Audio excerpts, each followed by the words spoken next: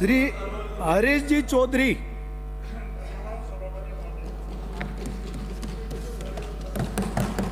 इस सदन में जिस बिल की हम लोग चर्चा कर रहे हैं वो सिर्फ एक बिल या कानून तक सीमित नहीं है, राजस्थान का भविष्य।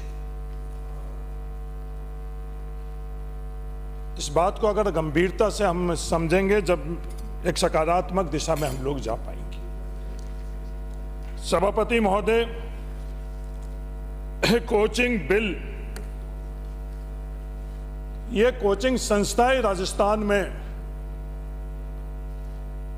दो तरह की कोचिंग राजस्थान में हो रही है। एक स्कूली शिक्षा में जो बच्चे हैं 9वीं 10वीं 11वीं 12वीं, उसके माध्यम से जो देश की प्रतिष्ठित संस्था है उनमें एडमिशन के लिए, जिसका कोटा एक अपने आप में केंद्र बना हुआ है। और दूसरी सरकारी नौकरी पाने के लिए जो परीक्षा प्रणाली हम सब लोगों ने मिलकर तय करे हुए है, उस परीक्षा प्रणाली में सफल होने के लिए कोचिंग संस्थाएं है वो। सभापति महोदय, ये कोचिंग संस्थाएं दोनों के संदर्भ में अगर कहीं भी गलत है तो हम सब लोग हैं। उन संस्थाओं में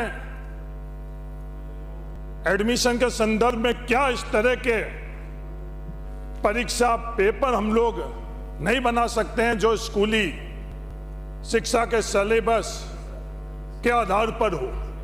हम लोग नहीं बना रहे हैं। क्यों नहीं बना रहे हैं? आज ये सबसे बड़ा सवाल हम लोगों के सामने है। क्या हम प्रदेश के साथ में, देश के साथ में या कोचिंग संस्थाओं के साथ में अगर इसका उत्तर ढूंढेंगे तो हम लोग सब उन कोचिंग संस्थाओं के साथ में नजर आते हैं। जो सरकारी नौकरी के संदर्भ के अंदर जो हमने व्यवस्था कर रखी है, परीक्षा प्रणाली हम लोगों ने जो बना रखी है, क्या वो परीक्षा प्रणाली उस विद्यालय और कॉलेज के तरफ हमारे विद्यार्थियों को लेकर जा रही है या इन कोचिंग संस्थाओं के तरफ धकेल रही है? उसका उत्तर है जो परीक्षा प्रणाली हम लोगों ने बना रखी है वो कोचिंग संस्थाओं के तरफ धकेल रहे हैं। क्या हम लोगों की जिम्मेवारी नहीं बनती है कि उस परीक्षा प्रणाली को ही हम लोग बदले? पर हम लोग सब मौन है, शांत है और कई हद तक हम लोग उससे सहमति भी देते हैं। जो संस्थाएं हैं जिसके माध्यम से हमारे प्रदेश के विद्यार्थी नौकरियों के लिए परीक्षा दे रहे हैं, क्या वो संस्थाएं आरपीएससी जैसे निष्पक्ष है? क्या उसके अंदर जो नियुक्ति की जा रही है उनके पैमाने क्या है? क्या जातीय तौर के ऊपर हम लोग देखकर और उसमें सदस्य नियुक्त कर रहे हैं या उस सदस्य की योग्यता और निष्पक्षता के तौर पर कर रहे हैं? सभापति महोदय, निष्पक्ष तौर पर इसका उत्तर ढूंढे। कोई भी सरकार हो, जो आरपीएससी के सदस्य की नियुक्ति का आधार हम किसी न किसी पक्षीय तौर पर करते हैं, उसके निष्पक्षता और योग्यता के आधार पर नहीं करते हैं। इस जाति का होना चाहिए, इस विचारधारा का होना चाहिए, मेरा होना चाहिए, तेरा होना चाहिए।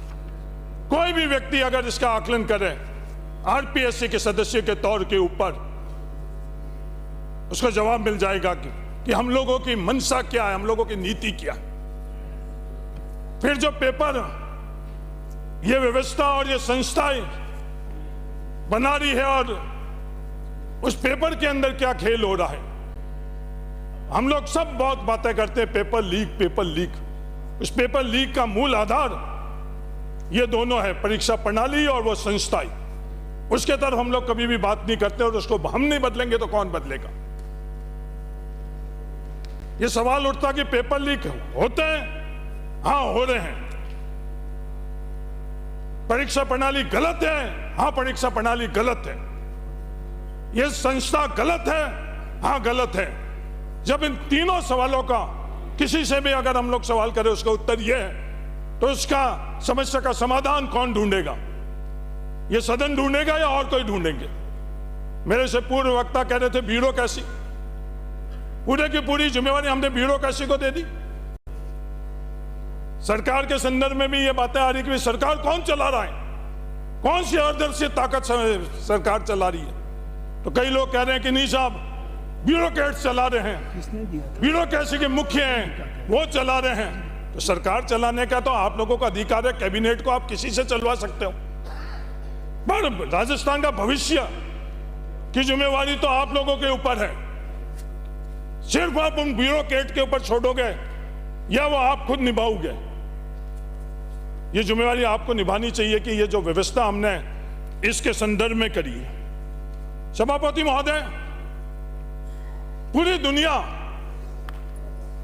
अच्छी तरह से जान रही है और प्रचार प्रसार भी हो रहा है, और हजारों करोड़ रुपए कल ही देश के प्रधानमंत्री जी ने एक सेमीकंडक्टर के बारे में अपनी उपलब्धि दुनिया को बताई।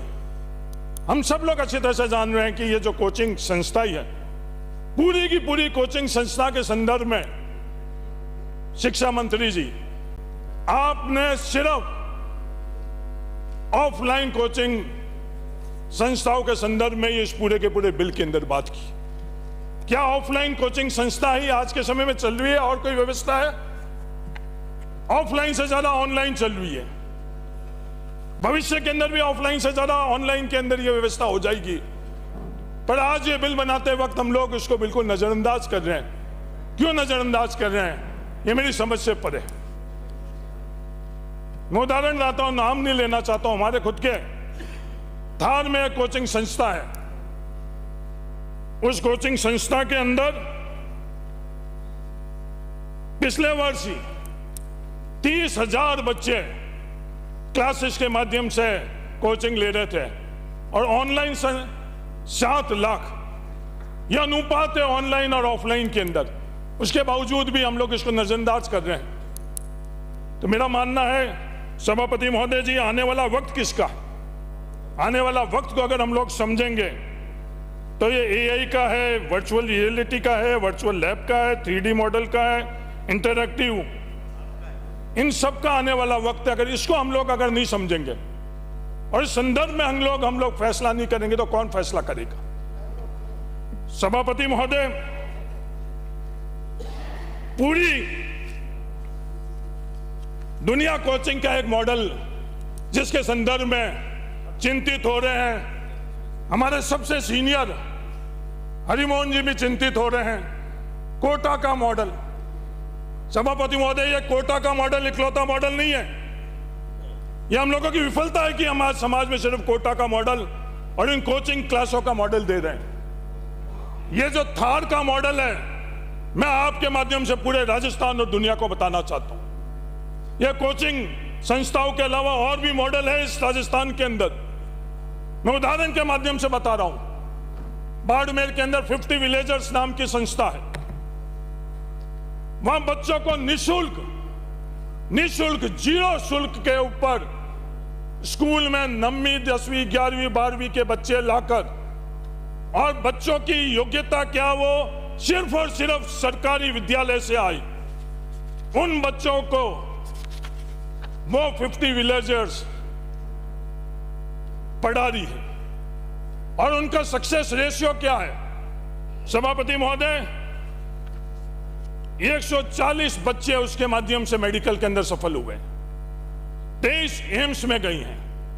100% बच्चे जो वहां हैं, 100% बच्चे, इस साल वहां 70 बच्चियां हैं और 112 बच्चे हैं। 100% बच्चे या तो मेडिकल कॉलेज के अंदर उन लोगों का दाखिला हुआ है या फिर सरकारी नौकरी लगी है। 100% मॉडल की चर्चा हम लोग नहीं करेंगे, क्योंकि विज्ञापन की दुनिया है, भ्रांति की दुनिया, उसके अंदर सच्चाई को अगर हम लोग ये आपस में उसकी चर्चा नहीं करेंगे तो कौन करेगा? सभापति महोदय,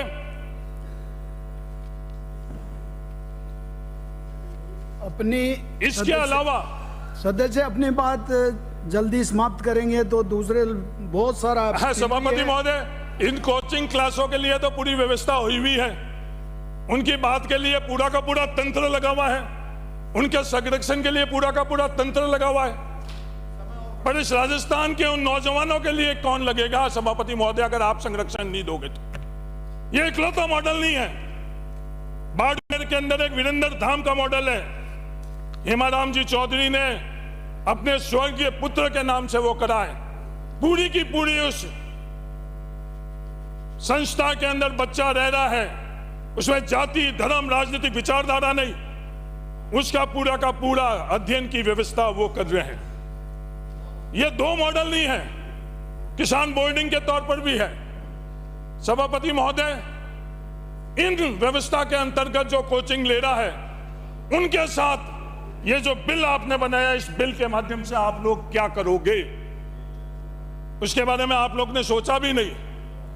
उसके लिए आपने कोई प्रावधान ही नहीं किया। आपने एक और प्रावधान किया कि सरकारी शिक्षक इन कोचिंग संस्थाओं के अंदर नहीं। हां, क्योंकि आप लोगों ने सिर्फ बिल बनाते वक्त उन कोचिंग संस्थाओं को संरक्षण करने की सोच रखी है, क्योंकि तमाम दूसरा मॉडल है उसमें निःशुल्क तौर के ऊपर और कम आर्थिक तौर के ऊपर कौन पढ़ाएगा शिक्षा मंत्री जी? वो सरकारी शिक्षक ही है जिनको आप लाखों और करोड़ों रुपए की तनख्वाह नहीं दे सकते हो, और वो रास्ता भी आप रोक रहे हो उस बिल के माध्यम से। उनको कौन संरक्षण देगा अगर हम सदन नहीं देंगे तो? हजारों नहीं लाखों विद्यार्थी उनके माध्यम से सफल होकर राजस्थान में है। मेरा निवेदन है सभापति महोदय, आप उनका संरक्षण करो, क्योंकि आज हमने देश में व्यवस्था क्या कर ली। ये मैं नहीं कह रहा हूं सभापति महोदय, कंपैरेटिव मॉड्यूलर सर्वे एजुकेशन 2025 का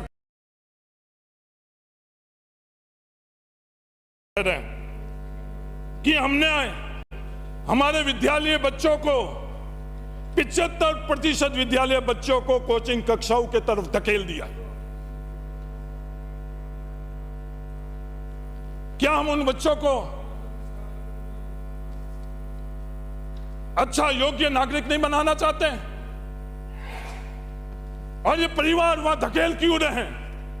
उन परिवार को लक्ष्य यह है कि हमारे बच्चों को न्यूनतम सुरक्षा मिल जाए, नौकरी के माध्यम से न्यूनतम आर्थिक सुरक्षा मिल जाए। पर ईमानदारी से हम लोग नहीं कर रहे हैं। विज्ञापन की चकाचौंध के अंदर, हजारों करोड़ के विज्ञापन के अंदर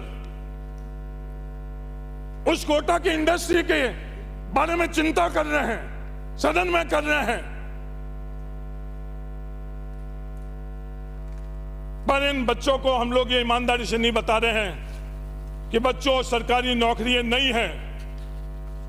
तुम जो कोचिंग क्लासेस के माध्यम से अपनी योग्यता खत्म कर रहे हो, सिर्फ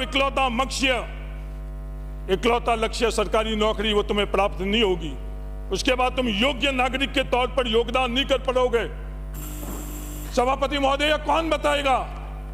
ये हम नहीं बता रहे हैं। ये घंटियां हम लोगों के लिए ही है, ये व्यवस्था हम लोगों के लिए ही है।